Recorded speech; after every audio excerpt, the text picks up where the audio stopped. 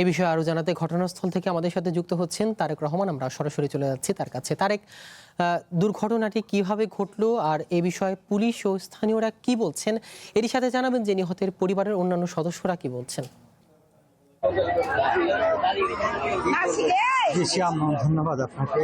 সকাল 7টার দিকে আমার ডান দিকে যে বাড়িটি আছে এই বাড়িটিতেই প্রথমে যে বাড়ির গৃহকর্ত্রী আছে তিনি ময়ে ছাগলকে খাওয়ার জন্য ঘাস বাঁধছিলেন। এই অবস্থাতে তিনি প্রথমে বিদ্যুৎ স্পৃষ্ট হন এবং এ সময় তাকে বাঁচাতে এগিয়ে যান তার ভাতিজি এবং তাকে বাঁচাতে যান তারা দুজন যখন অসুস্থ হয়ে পড়েন তখন তাকে বাঁচাতে যান আবার তাদের যে একটি শিশুকন্যা ছিল 13 বছরের, এখানকার একটি স্থানীয় শিক্ষা প্রতিষ্ঠানের 6ষ্ঠ শ্রেণীর ছাত্রী তিনিও তখন মারা যান। আমরা দেখেছি কিছুক্ষণ আগে চাঁপাইনবাবগঞ্জ সদর মডেল থানার পুলিশ এখানে এসেছেন, তারা ঘটনাস্থল পরিদর্শন করেছেন এবং তারা বলেছেন একটি মামলা দায়ের করা হবে।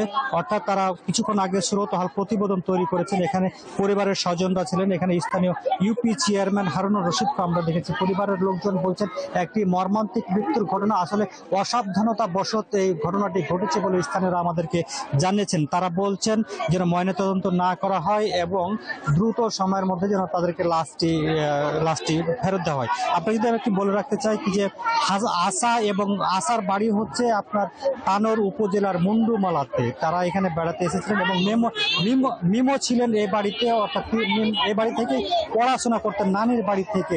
একসঙ্গে 3 জনের মৃত্যুর ঘটনায় পুরো এলাকায় দেখুন শোকের ছায়া নেমে এসেছে। মরদেহ কিছুক্ষণের মধ্যে পুলিশ উদ্ধার করবে এমনটি আমাদেরকে জানিয়েছেন শিয়াম। আমরা পুলিশের সঙ্গে কথা বলেছিলাম, চাঁপাইনবাবগঞ্জের অতিরিক্ত পুলিশ সুপার আমাদেরকে জানিয়েছেন এখানে তারা আসলে পুঙ্খানুপুঙ্খভাবে দেখছেন এবং তারা মহিলা পুলিশ দিয়ে তারা দেখার চেষ্টা করছেন আসলে ভিতরে ঘটনা কি ছিল সেটিও তারা জানার চেষ্টা করছেন এবং স্থানীয়রা বলছে এটিও একটি অসাবধানতা বশতে মৃত্যু হয়েছে এবং স্থানীয় ইউপি চেয়ারম্যান বলছেন আসলে বর্ষা মৌসুমে বৈদ্যুতিক যে শর্ট সার্কিট হয় এবং যে লাইনগুলো থাকে সেই লাইনগুলোর সংযোগ কিভাবে ঠিক থাকে কিনা সেটিও তারা দেখার জন্য বলছেন এবং মানুষজনকে সচেতন থাকার পরামর্শ দিচ্ছেন। শিয়াম, এ ছিল আমার কাছে চাঁপাইনবাবগঞ্জ থেকে সর্বশেষ পরিস্থিতি। ধন্যবাদ তারেক আপনাকে। চাঁপাইনবাবগঞ্জ সদরে বিদ্যুতায়িত হয়ে একই পরিবারের 3 জনের মৃত্যু হয়েছে, এই বিষয়ে জানাচ্ছিলেন তারেক রহমান।